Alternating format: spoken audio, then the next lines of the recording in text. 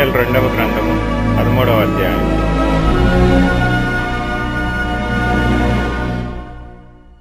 తరువాత దావీదు కుమారుడగు అబ్షాలోమునకు తామారనునొక సుందరవతియగు సహోదరియుండగా, దావీదు కుమారుడగు అమ్నోను ఆమెను మోహించెను.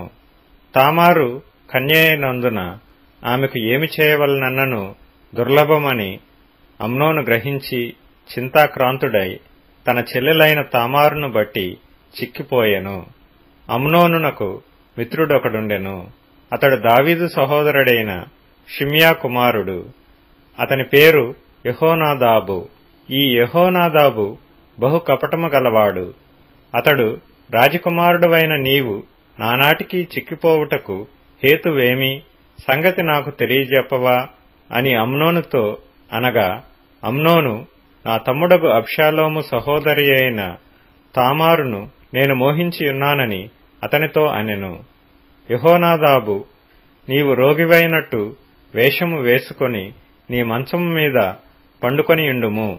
నీ తండ్రి నిన్ను చూచుటకు వచ్చినప్పుడు నీవు నా చెల్లెలైన తామారు చేత సిద్ధపరచబడిన భోజనము నేను భుజించినట్లు ఆమె వచ్చి నేను చూచుచుండగా దానిని సిద్ధము చేసి నాకు పెట్టునట్లు సెలవెమ్మని అడుగుమని అతనికి బోధింపగా, అమ్నోను పడక మీద పండుకొనెను. అమ్నోను కాయలా పడెనని రాజు అతని చూడవచ్చినప్పుడు, అమ్నోను, నా చెల్లెలకు తామారు చేతి వంటకము నేను భుజించినట్లు ఆమె వచ్చి నేను చూచుచుండగా నా కొరకు 2 అప్పములు చేయుటకు సెలవెమ్మని రాజుతో మనవి చేయగా, దావీదు, నీ అన్నయ్యగు అమ్నోను ఇంటికి పోయి అతని కొరకు భోజనము సిద్ధము చేయమని తామారు ఇంటికి వర్తమానము పంపెను. కాబట్టి తామారు తన అన్నయ్యగు అమ్నోను ఇంటికి పోయెను. అతడు పండుకొని ఉండగా ఆమె పిండి తీసుకొని కలిపి అతని ఎదుట అప్పములు చేసి వాటిని కాల్చి బొరుసు పట్టుకొని అతనికి వడ్డింపగా, అతడు నాకు వద్దని చెప్పి ఉన్నవారందరూ నా యొద్ద నుండి అవతలకు పొండెనను.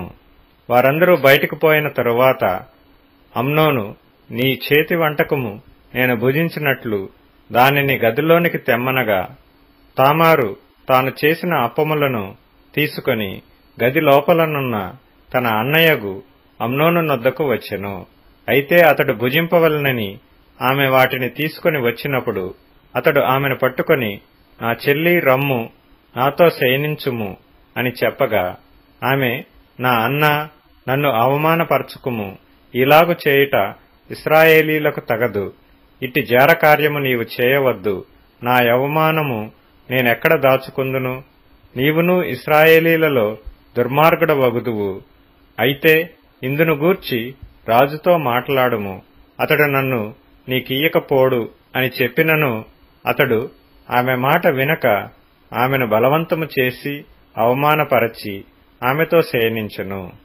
అమ్నోను ఇలాగు చేసిన తరువాత ఆమె ఎడల అత్యధికమైన ద్వేషము పుట్టి అది వరకు ఆమెను ప్రేమించినంత కంటే అతడు మరి ఎక్కువగా ఆమెను ద్వేషించి లేచి పొమ్మని ఆమెతో చెప్పగా, ఆమె, నన్ను బయటకు తోసివేయట వలన నాకు నీవిప్పుడు చేసిన కీడు కంటే మరి ఎక్కువ కీడు చేయకుమని చెప్పినను అతడు ఆమె మాట వినక తన పనివారిలో ఒకరిని పిలిచి, దీనిని నా యొద్ద నుండి వెళ్లగొట్టి తలుపు గడియ వేయమని చెప్పెను.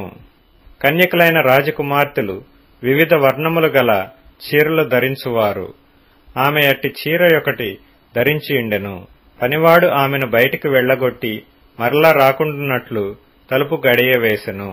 అప్పుడు తామారు నెత్తిమీద బుగ్గి పోసుకొని తాను కట్టుకొనిన వివిధ వర్ణములు గల చీరను చింపి నెత్తిమీద చెయ్యి పెట్టుకొని ఏడ్చుచూ పోగా, ఆమె అన్నయ్యగు అబ్షాలోము ఆమెను చూచి, నీ అన్నయ్యగు అమ్నోను నిన్ను కూడినాడు గదా, నా చెల్లి, నీవు ఊరకుండుము, అతడు నీ అన్నే గదా, ఇందును గూర్చి చింతపడవద్దెనను.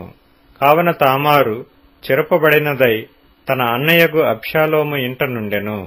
ఈ సంగతి రాజుకు దావీదునకు వినబడినప్పుడు అతడు బహురౌద్రము తెచ్చుకొనెను. అబ్షాలోము తన అన్నయ్యగు అమ్నోనుతో మంచి చెడ్డలేమియూ మాటలాడక ఊరకుండెను. కాని తన సహోదరియగు తామారును బలవంతము చేసినందుకై అతని మీద పగయించెను. 2 సంవత్సరములైన తరువాత ఎఫ్రాయిమునకు సమీపమందుండు బయల్దాసోరులో అబ్షాలోము గొర్రెల బొచ్చు కత్తిరించు కాలము రాగా అబ్షాలోము రాజకుమారులనందరినీ విందునకు పిలిచెను. అబ్షాలోము రాజునొద్దకు వచ్చి, చిత్తగించుము, నీ దాసుడనైన నాకు బొచ్చు కత్తిరించు కాలము వచ్చెను. రాజువైన నీవును నీ సేవకులను విందునకు రావలెనని నీ దాసుడనైన నేను కోరుచున్నానని మనవి చేయగా, రాజు, నా కుమారుడా, మమ్మను పిలువవద్దు, మేము నీకు అధిక భారముగా ఉందుము, మేమందరము రాతగదని చెప్పినను అబ్షాలోము రాజును బలవంతము చేసెను. అయితే దావీదు వెళ్లనొల్లక అబ్షాలోమును దీవించి పంపగా, అబ్షాలోము, నీవు రాకపోయిన ఎడల నా అన్నయ్యగు అమ్నోను మాతో కూడా వచ్చున్నట్లు సెలవిమ్మని రాజుతో మనవి చేసెను. అతడు నీ యొద్దకు ఎందుకు రావాలనని రాజు అడగగా, అబ్షాలోము అతని బతిమాలినందున రాజు అమ్నోనును తన కుమారులందరూ అతని యొద్దకు పోవచ్చునని సెలవిచ్చెను.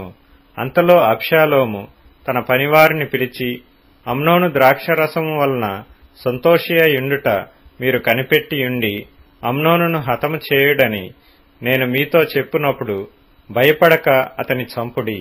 నేను గదా మీకు ఆజ్ఞ ఇచ్చియున్నాను, ధైర్యము తెచ్చుకొని పౌరుషము చూపుడి అని గట్టిగా ఆజ్ఞ ఇచ్చెను.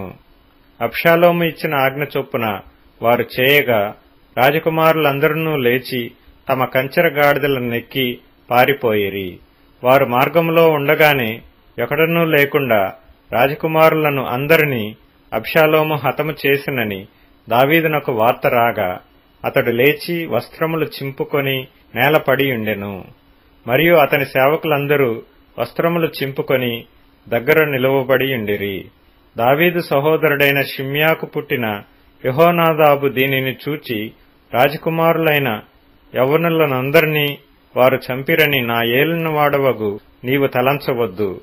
అమ్నోను మాత్రమే మరణమాయెను. ఏలయనగా అతడు అబ్షాలోము చెల్లెలైన తామారును బలవంతము చేసిన నాటి నుండి అబ్షాలోము అతని చంపవలనను తాత్పర్యంతో ఉండెనని అతని నోటి మాటను బట్టి నిశ్చయించుకొనవచ్చును. కాబట్టి నా ఏలినవాడవగు నీవు రాజకుమారులందరూ మరణమైరని తలచి విచారపడవద్దు. అమ్నోను మాత్రమే మరణమాయనెను. అబ్షాలోము ఇంతకు ముందు పారిపోయియుండెను.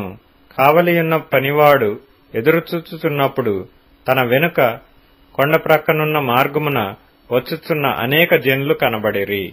యెహోనాదాబు, అదిగో రాజకుమారులు వచ్చియున్నారు, నీ దాసుడనైన నేను చెప్పిన ప్రకారముగానే ఆయనని రాజుతో చెప్పెను. అతడు ఆ మాటలాడ చాలింపగానే రాజకుమారులు వచ్చి బిగ్గరగా ఏడ్వసాగిరి. రాజును అతని సేవకులందరూ దీనిని చూచి బహుగా ఏడ్చిరి. అయితే అబ్షాలోము పారిపోయి అమీహూదు కుమారుడైన తల్మయు అను గెషూరు రాజునొద్ద చేరెను. దావీదు అనుదినమును తన కుమారుని కొరకు అంగలార్చుచుండెను. అబ్షాలోము పారిపోయి గెషూరునకు వచ్చి అక్కడ 3 సంవత్సరములున్న తరువాత రాజైన దావీదు అమ్నోను మరణమాయననుకుని అతనిని గూర్చి యోదార్పు నొందిన వాడై అబ్షాలోమును పట్టుకొనవలనన్న ఆలోచన మానెను.